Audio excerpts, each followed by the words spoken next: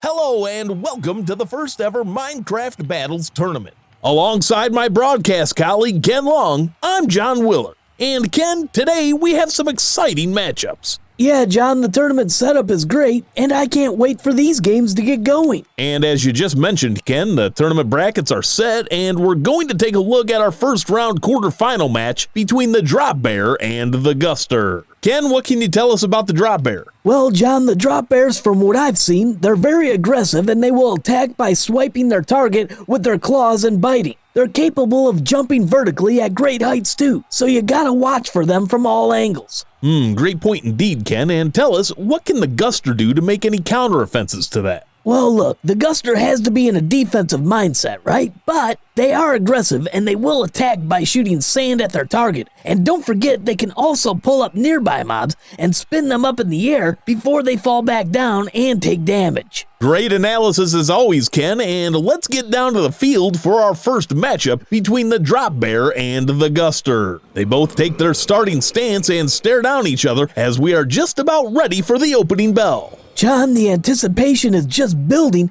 The hair on the back of my neck is standing up. And here we go, the match is underway as the dropbear is making his attack towards the GUSTER. The GUSTER is throwing sand at the bear. Then the GUSTER tries to spin him around. I think he got clawed by the bear. He gets clawed again, and he's trying to spin him around, but before he does, the bear just gets that claw in there, and he's really clawing away at him. I don't know if the GUSTER is able to pull off that spin move or not. He's taking some heavy damage from the dropbear, and I don't think he's going to get there. The dropbear claws him once again and gets the win. Jeez, John, the dropbear made quick work of the GUSTER. I really thought the GUSTER had him there with those spins. He was trying to get him up in the air, but I think those claws were just too much for the GUSTER to handle. So the dropbear moves on into the semifinals and will await the winner of the next matchup between the foxhound and the warped toad. Ken, what can you tell us about the two? Well, John, the foxhounds, they're very similar to the wolf in appearance and behavior. Like most mobs native to the nether, they are immune to fire damage. The warped toad, on the other hand, are capable of walking on land along with swimming in water and lava. Warped toads will fight back if the player attacks one. If the player provokes one, then the warped toad will use its tongue to damage the player. Warped toads will also attack all small and medium insect-like mobs, with the only exception being bees. All right, here we go for our matchup, the foxhound and the warped toad. And the warped toads are hopping their way towards the foxhounds.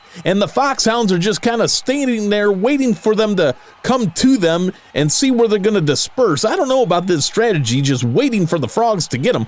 Now they're kind of dispersing, are the hounds, as the toads are all in the middle, except for the one stayed back a little bit. They got their tongues going out. It looks like they're doing damage, but it looks like the foxes are doing even more damage. Yeah, John, it looks like two of them are retreating over to the right, and now there's only one warped toad left. Yeah, the warped toad is getting mauled by the four foxes, and the last one takes the fall as the foxhounds go for the victory. Yeah, it ended up being great strategy from the foxhounds to just kind of stay back and let the toads come to them, and then disperse, and then get them all around, and then bottle them up, and take them out one by one, and eventually getting the victory. So the foxhound will take on the dropbear in the semifinal matchup, but now we move to the right side of the bracket for our next matchup between the skeleton golem and zombie stack. And I'm looking forward to this one, Ken. Yeah, this could easily end up being the best matchup of the day. Too bad it's only in the quarterfinals that we see it. But nonetheless, the skeleton golem stands tall, a bony sentinel crafted from ancient bones. With an unyielding resolve, the skeleton golem serves as a relentless guardian, defending the realm with unwavering loyalty. Its relentless assault, fueled by the boundless might of the underworld, strikes terror into the hearts of all who stand against it. And what about the zombie stack, Ken? So the zombie stack is an unholy testament to the unyielding resilience of the undead. Serves as a grim reminder that death is not the end, but merely the beginning of an eternal hunger for flesh. Once one is defeated, another will take its place until all but one of the stack remain. Forged by the twisted hands of the malevolent sorcerer, the zombie stack is an abhorrent creation birthed from the darkest depths of necromantic arts. So the two contenders are set and they're facing off. This is going to be the matchup of the day, I think, folks. We're just about ready to get underway between the skeleton golem and the zombie stack. But before we do, don't forget to like and subscribe to our channel, and please leave us a comment in the comments section and let us know what you think of our videos. And here we go, the match is underway. The skeleton golem making a slow walk towards the side of the field, now making his way to the middle of the field, swinging his arms around, going right at the zombie stack,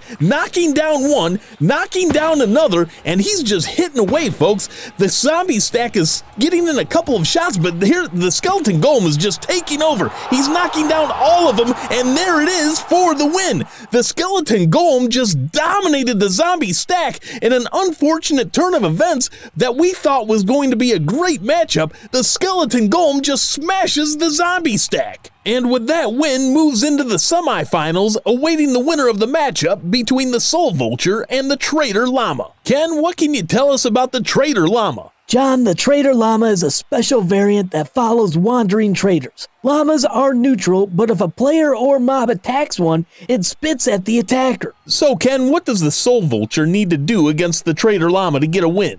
Well, the Soul Vultures will mostly fly around. Soul Vultures are placeable and will attack any nearby player unless that player is wearing an unsettling kimono. They will attack by flying towards the target and using their claws to deal damage. Upon damaging the target, the Soul Vulture will sap the health from its target and heal for the amount of damage dealt. And here we go, the Soul Vulture versus the Traitor Llama. And they stare each other off, and the Soul Vulture is flying into place. As here we go, the Soul Vulture goes into the air, the Traitor Llama is spitting at the Soul Vulture, but the Soul Vulture is flying around. He got hit once, and the Soul Vulture is flying way above the Traitor Llama. I don't know if the llamas are going to be able to reach him. As the Soul Vulture is evading everything, he swipes down and gets one of the Traitor Llamas, but they're still spitting that stuff at him. The Traitor Llama is still going away, but the Soul Vulture is just flying up and away, avoiding that spit from the Traitor Llama. The Soul Vulture is taking a couple of hits. I think if the Traitor Llamas spread out a little bit, they might be able to cover more ground. They go back and forth. The Soul Vulture is flying in and then comes back out. It's looking like he's sticking and moving there, Ken. Yeah, this is a great matchup, John. The Soul Vulture better watch out. He's getting hit with a couple more of those as he's coming in too low. He might want to fly away and redirect some traffic there at the llamas. And it looks like the llamas did spread out a little bit more, Ken, as the Soul Vulture has taken some more damage, and now they're spreading out even more. We got one coming off to the far side of the field. The Soul Vulture doesn't know what to do anymore as he regroups, and now he's going to swipe down a little bit more. He's got to watch out there for some more spit. The Traitor Llamas have come back together now and are spitting at the Soul Vulture. The Soul Vulture just keeps flying around. The Traitor Llamas just keep spitting at the Soul Vulture every time he swoops down. They're also getting some way up there. The Soul Vulture is taking on way too much damage. I don't think he's going to be able to win this one, as the Traitor Llamas take control and they're spitting more and more damage to the Soul Vulture, and the Soul Vulture is out. The Traitor Llamas get the victory. Yeah, John, the Soul Vulture flew high enough to avoid damage early,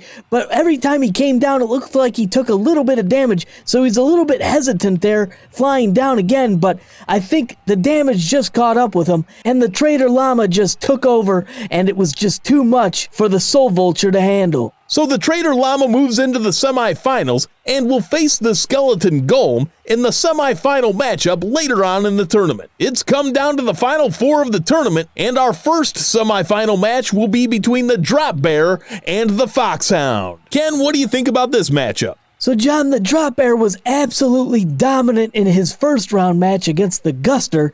He really used those claws to his advantage. The GUSTER tried to move him, but it was just too much. The dropbear's claws were just too much for the GUSTER to handle. The foxhound is really going to have to watch out for those claws from the dropbear. I don't know if the foxhound can withstand those claw strikes, but what the foxhound does have is an advantage of strategy. He used really good strategy against the warp toad in his first round match, so we'll see what happens. The foxhound is going to have to come up with something really creative to defeat the dropbear here, but I favor the dropbear in this one, John. Yeah, Ken, you gotta think that the drop bear is the favorite. He looked so dominant in that first round match, as you said, with those claws. I don't know if any opponent in this field can withstand those strikes from those claws from the drop bear. The two face off, and we are underway as the drop bear goes on the attack towards the foxhound, and he's now he's retreating as the foxhounds come after him, but he turns around, and now the foxhounds are swarming the drop bear, striking. The drop bear isn't even using his claws, he's just getting mauled in there by the foxhounds. I don't know what he's gonna do. He's trying to get out. The drop bear is just taking attack after attack. He knocks out one foxhound, but he takes another's blow and another and yet another. He just can't get those swipes in. This might be an upset here, folks, but another foxhound drops. Now there's two, make that three left. The foxhound is in there, but the drop bear keeps attacking. He gets rid of one more. The foxhounds just keep going after him. There's two left here. Let's see what happens. The drop bear takes more punishment.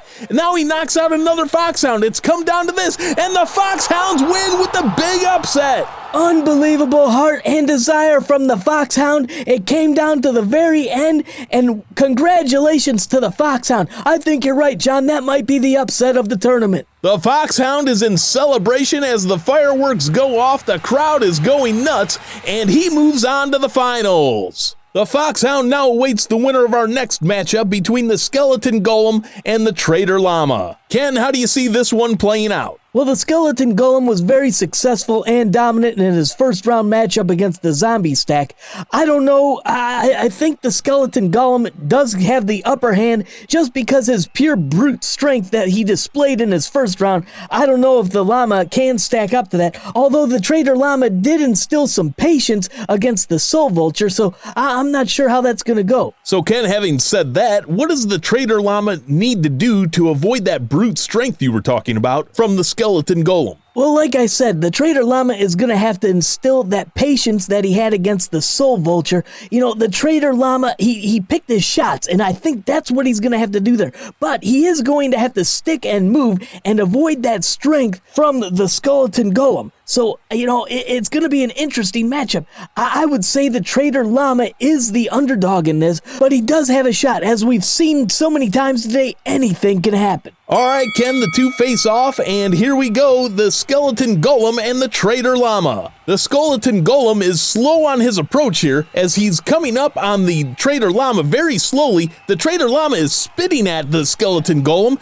and he's not getting very many hits on him. The skeleton golem's still stoic, and there he takes a couple of hits, but he's still moving slowly in on the trader llama as he's taking some more damage. I don't know about this approach here, as he's getting in there and he's attacking one of the llamas as he knocks down one. Now there's two left, they're still spitting at him, but the skeleton golem is just almost standing around them, taking his swipes and using that brute force, almost like daring them to spit at him, and just Terminator style, like just walking towards him as he finishes off the third one in an impressive brute force win again for skeleton golem. Yeah, John, the brute force was on full display again. So the skeleton golem moves on to the finals to take on the foxhound, and you gotta think the skeleton golem is the heavy favorite in this one, but the foxhound has some heart and determination as he showed in his semi-final match against the drop bear. Yeah, what the foxhound does have going for him, though, is the skeleton golem just got over a match,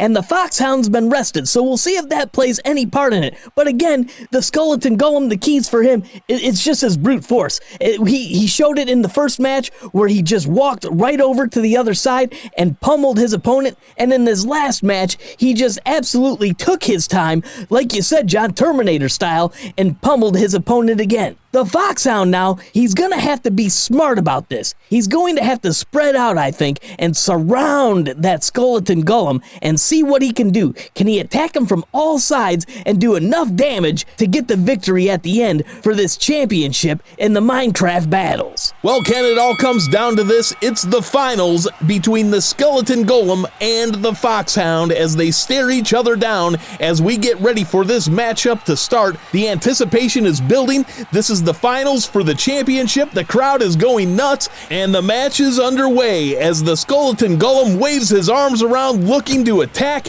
He's walking methodically towards the foxhound. The foxhound is dispersing a little bit. We got 2 in the back and 2 attacking him with 1 to the side. Now all of them are coming into the attack. He's getting some damage put on him by the foxhounds. The foxhounds are ferocious here. The skeleton golem is trying to get out, but the foxhounds are just swarming him here, Ken. Yeah, the foxhounds are doing a great job here. They're swarming them. They're using all their might. I wish they would disperse a little bit because they are taking some damage. Yeah, the skeleton golem just knocked out 1. He knocked out another just now. There's 3 left. The foxhounds are just swarming him still, though. The foxhounds are unrelentless, as we've seen throughout this whole tournament.